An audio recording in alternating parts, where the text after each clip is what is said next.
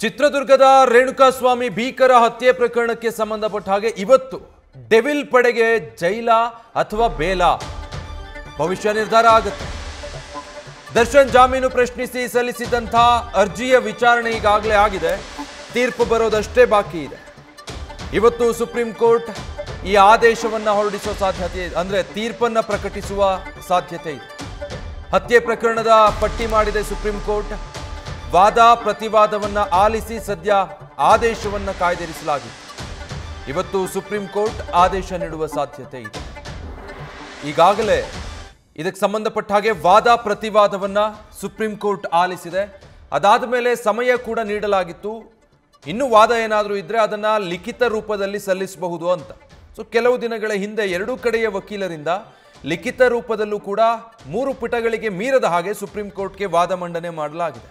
So ಇದೆಲ್ಲವನ್ನು supreme court ಮನಗಂಡಿದೆ. ಇವತ್ತು ಈ ಪ್ರಕರಣದ ಲಿಸ್ಟ್ ಆಗಿದೆ, ತೀರ್ಪು ಹೊರಬರಬೇಕಾಗಿದೆ. ರೇಣುಕಾಸ್ವಾಮಿ ಕೊಲೆ ಪ್ರಕರಣಕ್ಕೆ ಸಂಬಂಧಪಟ್ಟ ಹಾಗೆ ಒಟ್ಟು 17 ಆರೋಪಿಗಳು, ಎಲ್ರಿಗೂ ಕೂಡ ಹೈಕೋರ್ಟಲ್ಲಿ ಬೇಲ್ ಆಗಿತ್ತು. ಆದರೆ ಈ ಪೈಕಿ 7 ಜನ ಆರೋಪಿಗಳ ಜಾಮೀನನ್ನ ಪ್ರಶ್ನೆ ಮಾಡಿ ಪೊಲೀಸರು ಸುಪ್ರೀಂ ಕೋರ್ಟ್ಗೆ ಅರ್ಜಿ ಸಲ್ಲಿಕೆ ಮಾಡಿದ್ರು. ಸುಪ್ರೀಂ ಕೋರ್ಟ್ನಲ್ಲಿ ಅರ್ಜಿಯ ವಿಚಾರಣೆ ಈಗ ಪೂರ್ಣಗೊಂಡಿದೆ. ಇನ್ನೇನಿದ್ರು ಇವತ್ತು ತೀರ್ಪು ಪ್ರಕಟ ಆಗಬೇಕು. ಡೀಟೇಲ್ಸ್ ಕೊಡ್ತಾರೆ ಜಗದೀಶ್, ನ್ಯೂಸ್ ರೂಮ್ನಿಂದ ಲೈವ್ನಲ್ಲಿ ಜಾಯ್ನ್ ಆಗ್ತಾ ಇದ್ದಾರೆ. ಜಗದೀಶ್, ದರ್ಶನ್ಗೆ ಇವತ್ತು ಬಿಗ್ ಡೇ. ಉಳಿದ ಆರೋಪಿಗಳಿಗೂ ಕೂಡ ಇದುವರೆಗೂ ಆಗಿರುವಂತಹ ವಾದ ಪ್ರತಿವಾದ, ಸುಪ್ರೀಂ ಕೋರ್ಟ್ನ ಅಭಿಪ್ರಾಯ ಗಮನದಲ್ಲಿ ಇಟ್ಕೊಂಡು ನೋಡೋದಾದ್ರೆ ಏನಾಗಬಹುದು ಅನ್ಸುತ್ತೆ ಇವತ್ತಿನ ತೀರ್ಪು? ಇವತ್ತು ದರ್ಶನ್ ಅವರಿಗೆ ದೊಡ್ಡ ಮಟ್ಟದಲ್ಲಿ ಅಂತಂದ್ರೆ ಏನಂದ್ರೆ ಜೈಲ ಬೇಲ ಅನ್ನುವಂತಹ ಕ್ವಶನ್ ಮಾರ್ಕ್ಗೆ ಬಿಗ್ ಟ್ವಿಸ್ಟ್ ಸಿಗುವಂತಹ ಸಾಧ್ಯತೆಗಳು ದಟ್ಟವಾಗಿದ್ದಾವೆ. ಯಾಕಂದ್ರೆ ಈಗಾಗಲೇ ನೀವು ಕಾನೂನು ಪಂಡಿತರ ಲೆಕ್ಕಾಚಾರಗಳನ್ನ ಮತ್ತೆ ಈ ಏನಂದ್ರೆ ಸುಪ್ರೀಂ ಕೋರ್ಟ್ ಅವತ್ತು ಅಂದ್ರೆ ವಾದ ಮತ್ತೆ ಪ್ರತಿವಾದ ನಡೆದಿರುವಂತಹ ಸಂದರ್ಭದಲ್ಲಿ ಕೆಲವೊಂದು ವಿಚಾರಗಳನ್ನ ಮೆನ್ಷನ್ ಮಾಡಿರೋದು ನೋಡಿದ್ರೆ ಇವತ್ತು ದರ್ಶನ್ಗೆ ಸ್ವಲ್ಪ ಮಟ್ಟದಲ್ಲಿ ಸಂಕಟ ಇರುತ್ತಾ ಅನ್ನುವಂತಹ ಪ್ರಶ್ನೆ ಮೂಡ್ತಾ ಇರುವಂತದ್ದು. ಕಾರಣ ಏನು ಅಂತಂದ್ರೆ ಈ ಒಂದು ಪ್ರಕರಣಕ್ಕೆ ಸಂಬಂಧಪಟ್ಟ ಹಾಗೆ ರೇಣುಕಾಸ್ವಾಮಿ ಕೊಲೆ ಆದ ನಂತರ ಅವ್ರಿಗೆ ಏನಂದ್ರೆ ಸ್ವಲ್ಪ ದಿವಸಗಳ ಕಾಲ ಜೈಲಲ್ಲಿ ಇದ್ರು. ಅದಾದ್ಮೇಲೆ ಡಿಸೆಂಬರ್ನಲ್ಲಿ ಏನಂದ್ರೆ ಅವರಿಗೆ ಬೇಲನ್ನು ಕೊಡುವ ಕೆಲಸವನ್ನ ಹೈಕೋರ್ಟ್ ಮಾಡುತ್ತೆ. ಅದಾದ್ಮೇಲೆ ಇದನ್ನ ಪ್ರಶ್ನೆ ಮಾಡಿ ಕಳೆದ ಸುಮಾರು 9 ಬಾರಿ ನಿರಂತರವಾಗಿ ಏನಂತಂದ್ರೆ ಈ ಒಂದು ಪ್ರಕರಣಕ್ಕೆ ಸಂಬಂಧಪಟ್ಟ ಹಾಗೆ ಬೇಲನ್ನು ರಿಜೆಕ್ಟ್ ಮಾಡಬೇಕು ಅಂತ ಹೇಳ್ಬಿಟ್ಟು ಕರ್ನಾಟಕ ಸರ್ಕಾರ ಅದ್ರ ಜೊತೆಗೆ ಏನಂದ್ರೆ ಪೊಲೀಸ್ ಇಲಾಖೆಯಿಂದ ಏನಂದ್ರೆ ಮೇಲ್ಮನವಿಯನ್ನು ಸಲ್ಲಿಸುವಂತಹ ಕೆಲಸವನ್ನು ಸುಪ್ರೀಂ ಕೋರ್ಟ್ ಅಲ್ಲಿ ಮಾಡಲಾಗುತ್ತೆ. ಆದ್ರೆ ವಿಚಾರಣೆಯ ಸಂದರ್ಭದಲ್ಲಿ ಕೆಲವೊಂದು ವಿಚಾರಗಳನ್ನ ಏನಂದ್ರೆ ಮೆನ್ಷನ್ ಮಾಡಿರುವಂತದ್ದು ಸುಪ್ರೀಂ ಕೋರ್ಟ್ ಅಲ್ಲಿ ಏನಂದ್ರೆ ಪಾಯಿಂಟ್ ಔಟ್ ಮಾಡಿರುವಂತಹ ವಿಚಾರ ಅಂದ್ರೆ ಹೈಕೋರ್ಟ್ ನಡೆಯ ಬಗ್ಗೆನೇ ಪ್ರಶ್ನೆ ಮಾಡುವಂತಹ ಕೆಲಸವನ್ನ ಮಾಡಿದ್ದಾರೆ. ಅಂದ್ರೆ ಹೈಕೋರ್ಟ್ ಯಾಕೆ ಈ ಪ್ರಕರಣದಲ್ಲಿ ಇಷ್ಟು ದೊಡ್ಡ ಏನಂದ್ರೆ ಸಂಪೂರ್ಣವಾದಂತಹ ವಿವರಗಳಿದ್ರೂ ಸಹಿತ ಯಾಕೆ ಬೇಲ್ ಕೊಡುವಂತಹ ಕೆಲಸವನ್ನ ಮಾಡಿದೆ ಅನ್ನುವಂತಹ ಪ್ರಶ್ನೆಯನ್ನ ಇಟ್ಟಿದ್ದಾರೆ. ಮತ್ತೆ ಕೆಳಹಂತದ ನ್ಯಾಯಾಲಯಗಳು ಅಂದ್ರೆ ಸೆಷನ್ ಕೋರ್ಟ್ಗಳಾಗಿರ್ಬೋದು ಅಥವಾ ಡಿಸ್ಟ್ರಿಕ್ಟ್ ಕೋರ್ಟ್ಗಳಾಗಿರ್ಬೋದು ಅಲ್ಲಿ ಈ ರೀತಿಯಾದ ತಪ್ಪುಗಳಾದ್ರೆ ನಡೆಯುತ್ತೆ. ಆದ್ರೆ ಹೈಕೋರ್ಟೇ ಇಂತಹ ತಪ್ಪುಗಳನ್ನ ಮಾಡಬಾರ್ದು ಅನ್ನುವಂತಹ ವಿಚಾರಗಳನ್ನ ಏನಂದ್ರೆ ವಿಚಾರಣೆಯ ಸಂದರ್ಭದಲ್ಲಿ ಮೆನ್ಷನ್ ಮಾಡುವಂತಹ ಕೆಲಸ ಸುಪ್ರೀಂ ಕೋರ್ಟ್ ಮಾಡುತ್ತೆ. ಹಾಗಾಗಿ ಈಗ ಕ್ವಶನ್ ಮಾರ್ಕ್ ಇರುವಂತದ್ದು ಆ ಒಂದು ಎಲ್ಲಾ ವಿಚಾರಗಳನ್ನ ಮೆನ್ಷನ್ ಮಾಡಿರುವಂತಹ ಕಾರಣಕ್ಕಾಗಿ ದರ್ಶನ್ಗೆ ಇವತ್ತು ಬೇಲ್ ರಿಜೆಕ್ಟ್ ಆಗುತ್ತಾ ಅನ್ನುವಂತಹ ಪ್ರಶ್ನೆ ಮೂಡ್ತಾ ಇರುವಂತದ್ದು. ಅದರ ಜೊತೆಗೆ ಏನಂದ್ರೆ ಬಹುತೇಕ 11 ಗಂಟೆ ಒಳಗಾಗಿ ಆದೇಶ ಹೊರಗಡೆ ಬೀಳುವಂತಹ ಸಾಧ್ಯತೆ ಇರುವಂತಹ ಕಾರಣಕ್ಕಾಗಿ ಏನಂದ್ರೆ ವಾದ ಮತ್ತೆ ಪ್ರತಿವಾದದ ಸಂದರ್ಭದಲ್ಲಿ ಕೆಲವೊಂದು ಪಾಯಿಂಟ್ಗಳನ್ನ ಏನಂದ್ರೆ ನೇರವಾಗಿ ಏನಂದ್ರೆ ಸರ್ಕಾರದ ಪರ ವಕೀಲರು ಮೆನ್ಷನ್ ಮಾಡುವಂತಹ ಕೆಲಸವನ್ನ ಮಾಡ್ತಾರೆ.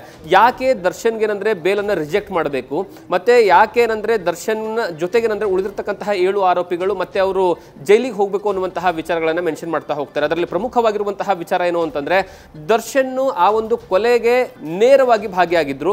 ಅದರ ಜೊತೆಗೆ ದರ್ಶನ್ ಆ ಒಂದು ಶೆಡ್ಗೆ ಏನು ಹೋಗಿದ್ರಲ್ಲ, ಆ ದರ್ಶನ್ ಹೋಗಿರುವಂತಹ ಶೆಡ್ ಅಲ್ಲಿ ಇರುವಂತಹ ಮಣ್ಣು ಮತ್ತೆ ದರ್ಶನ್ ಹಾಕೊಂಡಿರ್ತಕ್ಕಂತಹ ಶೂ ಅದರಲ್ಲಿರುವಂತಹ ಮಣ್ಣು ಎರಡೂ ಸಹಿತ ಅಂದ್ರೆ ಸ್ಯಾಂಪಲ್ ಕಲೆಕ್ಷನ್ ಮಾಡುವಂತಹ ಸಂದರ್ಭದಲ್ಲಿ ಎರಡೂ ಸಹಿತ ಮ್ಯಾಚ್ ಆಗಿದೆ.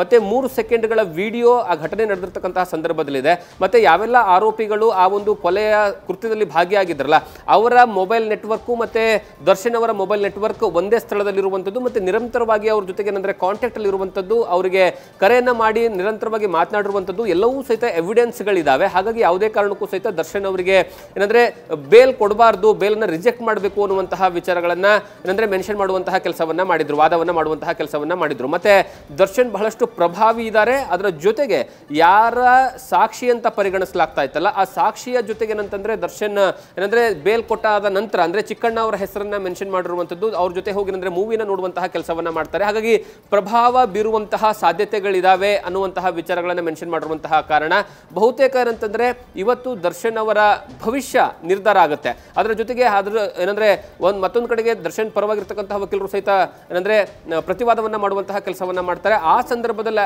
ಅಲ್ಲಿ ಅಂದ್ರೆ ಕೆಲವೊಂದು ವಿಚಾರಗಳನ್ನ ಮೆನ್ಷನ್ ಮಾಡಿರುವಂತದ್ದು ಯಾವುದೇ ಕಾರಣಕ್ಕೂ ಸಹಿತ ದರ್ಶನ್ ಏನಂದ್ರೆ ರೇಣುಕಾ ಸ್ವಾಮಿಯ ಜೊತೆಗಿನಲ್ಲಿ ಅಥವಾ ಏನಂದ್ರೆ ರೇಣುಕಾ ಸ್ವಾಮಿನ ಕಿಡ್ನಾಪ್ ಮಾಡ್ಕೊಂಡ್ ಬರುವಂತಹ ಸಂದರ್ಭದಲ್ಲಾಗಲಿ ಯಾವುದೇ ಕಾಂಟ್ಯಾಕ್ಟ್ ಅಲ್ಲಿ ಯಾರ ಜೊತೆಗೂ ಸಹಿತ ಇರೋದಿಲ್ಲ.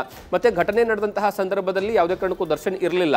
ಅದರ ಜೊತೆಗೆ ಏನಂದ್ರೆ ಈಗಾಗಲೇ ಏನಂದ್ರೆ ಸರ್ಕಾರ ಹೇಳ್ಕೊಳ್ಳೋ ಹಾಗೆ ಅಂದ್ರೆ ಸರ್ಕಾರದ ವಕೀಲರು ಹೇಳ್ಕೊಳ್ಳೋ ಹಾಗೆ 3 ಸೆಕೆಂಡ್ನ ವಿಡಿಯೋ ಇದೆ ಅಂತ ಹೇಳಲಾಗ್ತಾ ಇದೆಯಲ್ಲ, ಆ ವಿಡಿಯೋ ಬಗ್ಗೆ ಎಲ್ಲೂ ಸಹಿತ ಚಾರ್ಜ್ ಶೀಟ್ ಅಲ್ಲಿ ಮೆನ್ಷನ್ ಮಾಡಿಲ್ಲ. ಮತ್ತೆ ಆ ವಿಡಿಯೋ ಎಲ್ಲಿದೆ ಅಂತ ಇಲ್ಲಿವರೆಗೂ ಸಹಿತ ಕೋರ್ಟ್ ಮುಂದೆ ದಾಖಲೆ ಕೊಡುವಂತಹ ಕೆಲಸವನ್ನ ಯಾವುದೇ ಕಾರಣಕ್ಕೂ ಸಹಿತ ಏನಂದ್ರೆ ಪೊಲೀಸ್ ಆಗಲಿ ಅಥವಾ ಏನಂದ್ರೆ ವಕೀಲರಾಗಲಿ ಮಾಡಿಲ್ಲ. ಈ ಎಲ್ಲ ಕಾರಣಗಳು ಇಟ್ಕೊಂಡು ಮತ್ತೆ ಪ್ರಭಾವ ಬೀರುವಂತಹ ಯಾವ ಕೆಲಸಗಳನ್ನ ಮಾಡಿಲ್ಲ. ಯಾವಾಗ ಡಿಸೆಂಬರ್ನಲ್ಲಿ ಬೇಲನ್ನು ಕೊಡಲಾಗಿದೆಯಲ್ಲ, ಅಲ್ಲಿಂದ ಇಲ್ಲಿಯವರೆಗೂ ಸಹಿತ ದರ್ಶನ್ ಅವರು ಕಾನೂನಿನ ವಿರುದ್ಧವಾಗಿ ಯಾವುದೇ ಕೆಲಸಗಳನ್ನ ಮಾಡಿಲ್ಲ. ಏನು ಕೋರ್ಟಲ್ಲಿ ಕೊಟ್ಟಿರ್ತಕ್ಕಂತಹ ಏನು ರೂಲ್ಸ್ ಅಂಡ್ ರೆಗ್ಯುಲೇಷನ್ಸ್ಗಳಿದ್ವಲ್ಲ ಅದ್ರ ರೀತಿಯಾಗಿ ಏನಂತಂದ್ರೆ ಫಾಲೋ ಮಾಡ್ಕೊಂಡು ಹೋಗ್ತಾ ಇದ್ದಾರೆ ಅನ್ನುವಂತಹ ವಿಚಾರಗಳನ್ನ ದರ್ಶನ್ ಪರ ವಕೀಲರೇನಂದ್ರೆ ಕೋರ್ಟ್ ಮುಂದ್ಗಡೆ ಮೆನ್ಷನ್ ಮಾಡುವಂತಹ ಕೆಲಸವನ್ನ ಮಾಡಿದ್ದಾರೆ. ಹಾಗಾಗಿ ವಾದ ಮತ್ತೆ ಪ್ರತಿವಾದಗಳನ್ನ ಆಲಿಸಿರುವಂತಹ ಕೋರ್ಟ್ ಇವತ್ತು ಏನಂದ್ರೆ ಜಜ್ಮೆಂಟ್ ಅನ್ನ ಕೊಡುತ್ತೆ. ದರ್ಶನ್ ಅವರಿಗೆ ಬೇಲ್ ಆಗುತ್ತಾ ಅಥವಾ ಏನಂದ್ರೆ ಮತ್ತೇನಂದ್ರೆ ಅವರು ಜೈಲಿಗೆ ಹೋಗ್ಬೇಕಾಗುತ್ತಾ ಅನ್ನುವಂತಹ ಪ್ರಶ್ನೆಗೆ ಇವತ್ತು ಬಹುತೇಕ 11 ಗಂಟೆ ಒಳಗಾಗಿ ಉತ್ತರ ಸಿಗುವಂತಹ ಸಾಧ್ಯತೆ ಇರುವಂತದ್ದು. Vijay, thank you Jagadish. News first ನಿರ್ಭೀತಿಯಿಂದ ನಿಮ್ಮ ಪರವಾಗಿ.